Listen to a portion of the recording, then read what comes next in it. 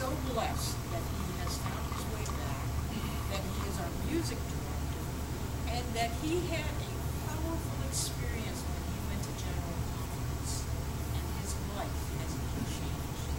And because of that, he brings so much to us. So please welcome our very own Dennis, who's going to share the message.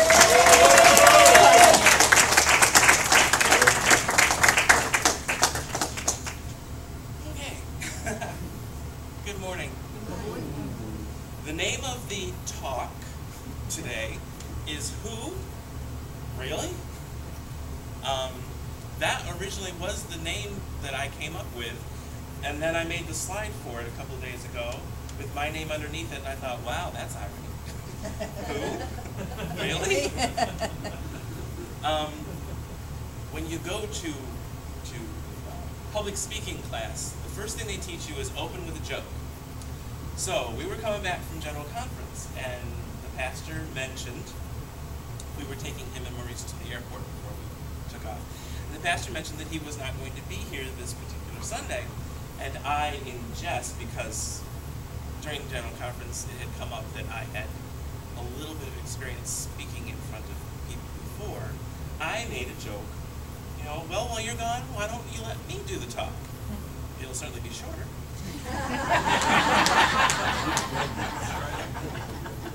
Well, a couple weeks ago, he was talking about how he's going to be gone, and I asked who was going to be speaking, and he said, well, you. So, I guess the joke is on me. Okay, so who are these three lovely ladies? Any ideas? Okay.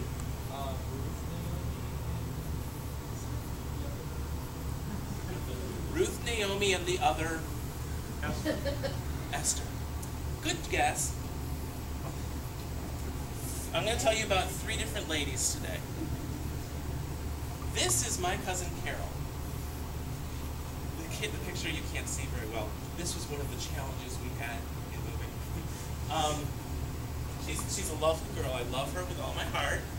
You probably can't see, but she's wearing a Hooters t-shirt. There's nothing wrong with that. She wrote, I believe it was she was 17. Ooh. Oh yeah, that's her. Okay. When she was 17, and I was younger than that, she lived in Montrose, Pennsylvania, which apparently when you live there is Montrose, but that doesn't matter. And I lived in the Binghamton area. And if you were going to have any kind of special group come to that area, they came to the Veterans Memorial Arena in Binghamton. Well, Van Halen came to the Memorial Arena.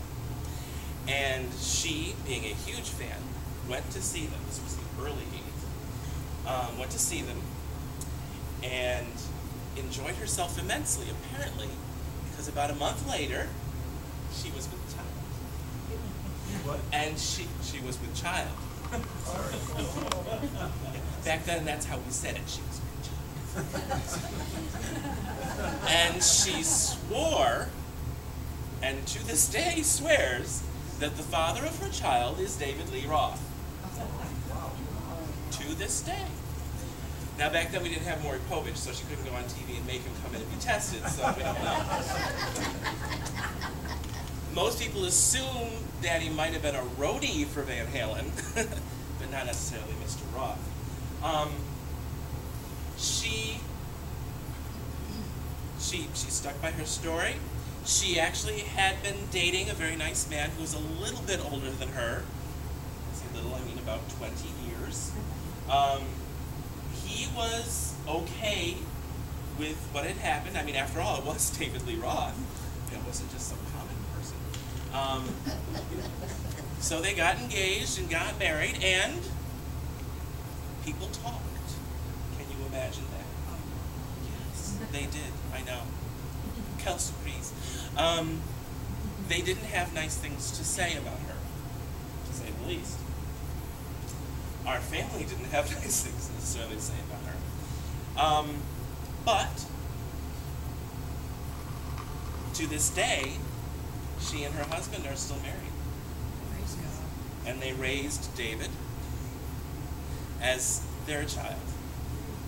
Now, back then in the 80s, things were starting to change a little bit about unwed mothers and sugar daddies, as he was called for many years. But right around 1 BCE, there was a woman named Mary who was in a very similar situation. And back then, they were not understanding at all. They liked to throw rocks and stuff at people who became with child out of wedlock. Now, when I'm telling you the story of my cousin Carol, how many thought of the Madonna and Child? Oh, you did. Bless your heart. When you see someone, what do we like to do? Hug them? Is that what someone said? Yes, no. Bless your heart. What do most of us do when we meet someone? Judge or label them. Labels are our favorite things. They compartmentalize. They give us comfort. If we can label something, we know what it is. We can identify it, and we are then comfortable with it. At General Conference, Troy Perry gave a message on the Sunday before the conference started, before we all went to either march or stand in the parade. And he told a little story. He grew up in rural Florida, Georgia area, and he apparently back then the Greyhound was not only for cross country, but as it went through, you could get on, pay a dime, and go to the next town for shopping or whatever. And he was telling a story. He was a young boy, which tells you how long ago that was. And this man got on the bus, and he was wearing a dress, a wig, a hat, some makeup, some high heels, and some nail polish. Apparently the nail polish was the big thing that spooked everybody. But it wasn't clear, that's all I'll say. And he said the entire bus went completely silent except for the one huge unified and for the entire ride to the next town, everyone was silent. And as a city bus driver, that don't happen. But it did that day. And when they got to the next town, the person got off, and the bus driver spoke up and said, "It's all right, everybody. He's one of them hermaphrodites." And everyone relaxed because they had a label. They understood what that person was. And so they could relax. It had been identified.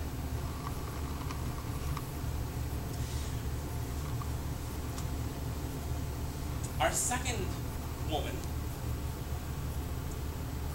you might have a hint who it is from one of our readings. The second reading was about Mary. The first reading was about Deborah. Now, who was Deborah?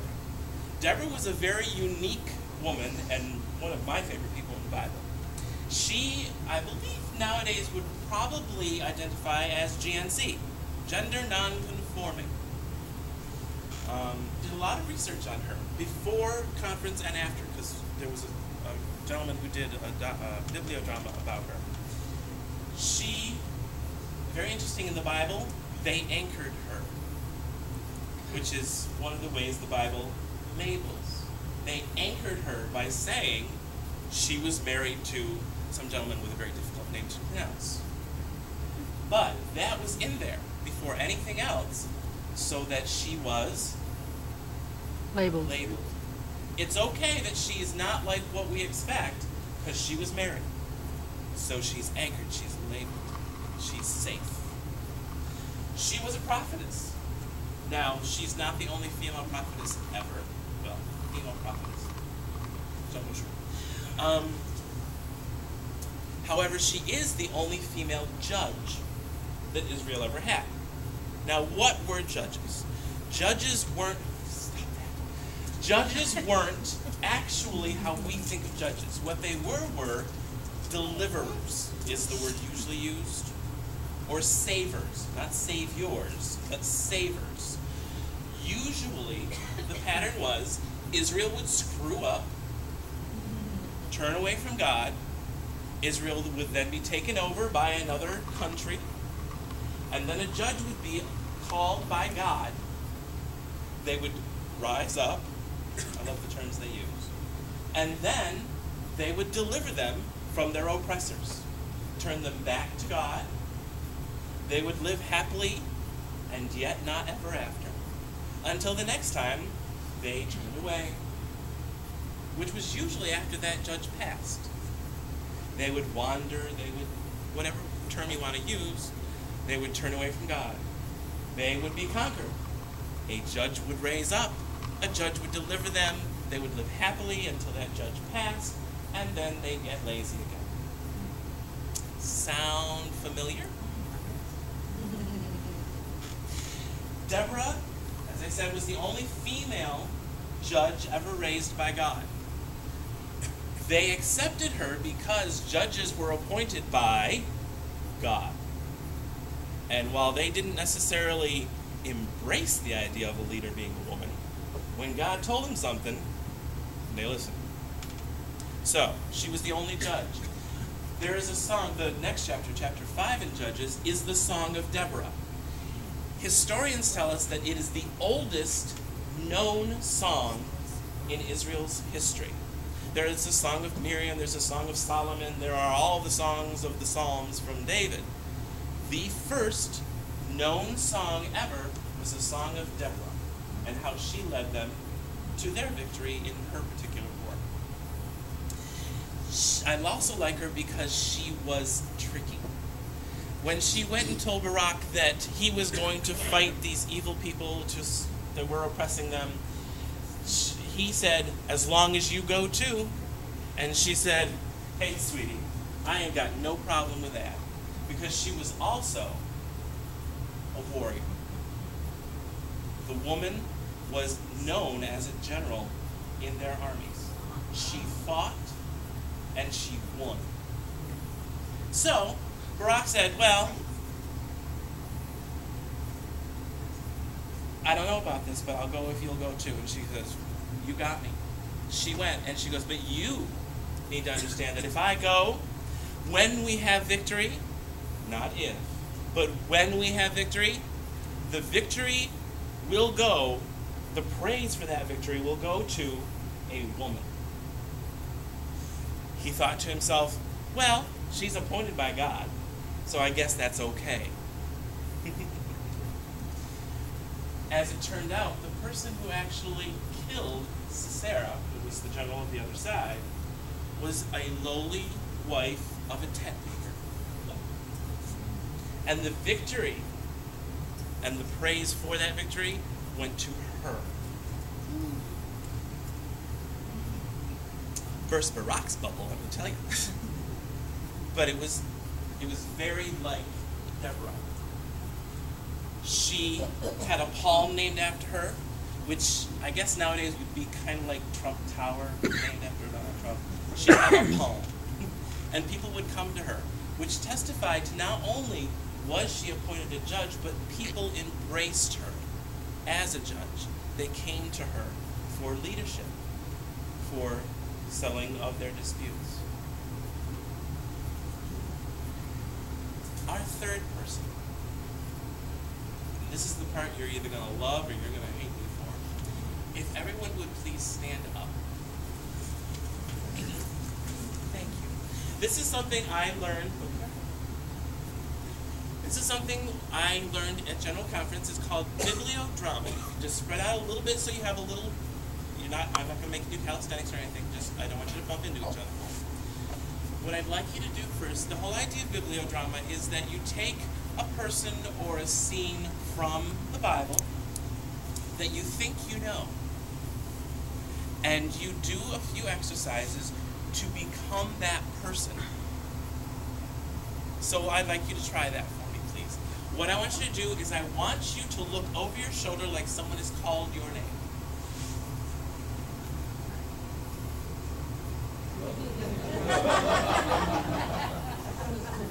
Good. Now, if you could please, again, turn as though someone has called your name, but they're calling it in fear. You can hear the fear in their voice. Now, this seems odd, but trust me, I know most of you don't know me from that, but trust me for just a moment and let yourself feel and react the way you would if you heard someone call out your name in alarm.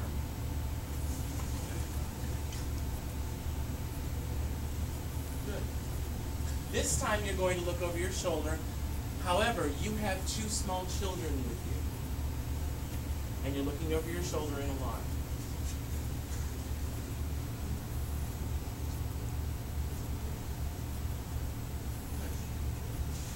Now, the situation has more clarity. You have these 2 children that you're saving. They are your children. You are running away from your apartment house, which is engulfed in flames. And you hear your neighbors who have not gotten out calling for help. Please do that. Don't forget you have 2 small children with you, and you're still trying to get away.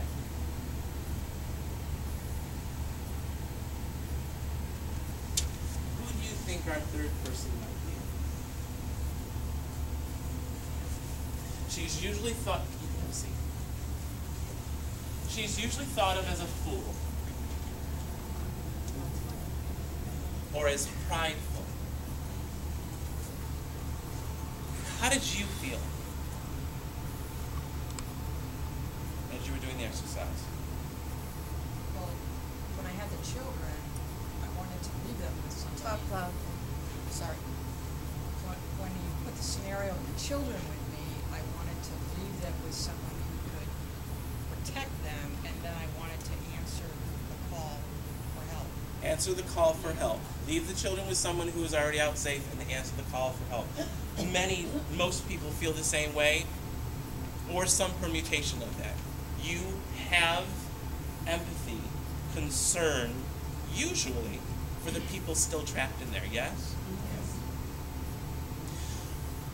Our third woman is Lot's wife.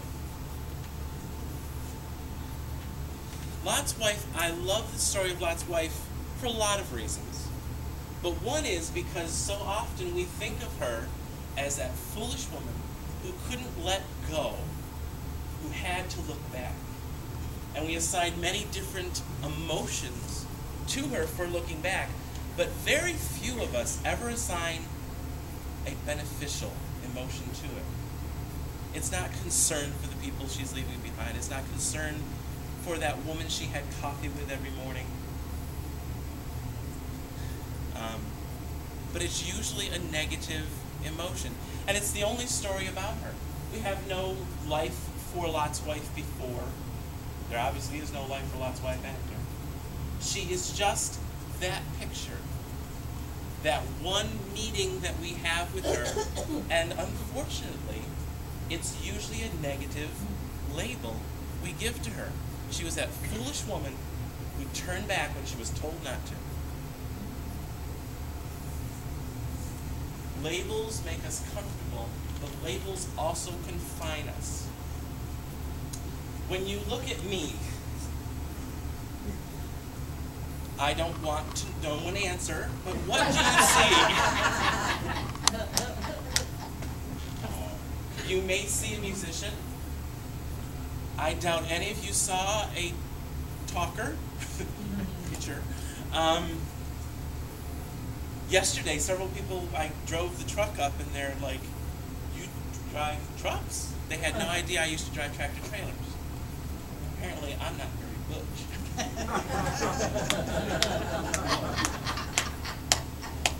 My truck driver friends and the people who I used to, because I also used to teach men and women how to drive tractor trailers after I stopped driving off the road. The people who I worked with then were very surprised to find out that years ago I was a drag queen. You never know when you meet a person who they are or what they represent. We are in a new building. We're in a new place. We're going to meet new people. Please, that song, I am Rosemary's granddaughter. I am Genevieve's grandson. I am the spitting image of my father, bless his heart. And my mom was my biggest fan. Think about who you are. Who makes you who you are? Next time you meet someone new, remember that they are who they are, and let them be who they are. Grow to know them. You might like them, because sometimes you might think she's a holy person, or a warrior, or a fool. But they may just be 3 very nice women